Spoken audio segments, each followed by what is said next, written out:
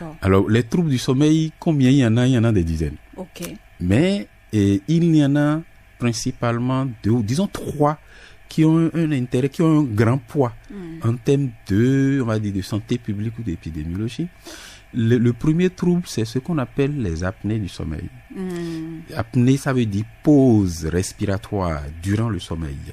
Et ça, véritablement, c'est quelque chose auquel on n'est pas très sensibilisé, mais qui commence à faire des dégâts. Parce que on appelle ça le syndrome d'apnée du sommeil. Le plus souvent, c'est lié à l'obésité. D'accord. Et ceux qui sont obèses ont un risque plus important de faire ce syndrome d'apnée du sommeil. Et parce qu'on fait des apnées du sommeil, on a un risque plus important d'être obèse.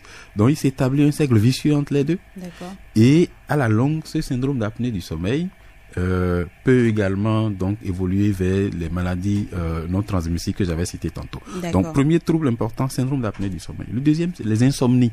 J'en avais parlé. Donc, Oui. difficulté à rentrer dans le sommeil ou difficulté à maintenir un sommeil de qualité. Oui. Et puis, il y a un troisième trouble qu'on néglige souvent, mais qu'on appelle le syndrome des jambes sans repos.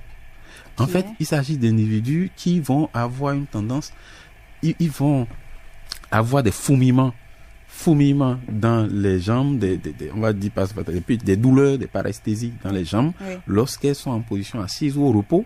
Et ces douleurs vont être, on va dire, soulagées à la marche.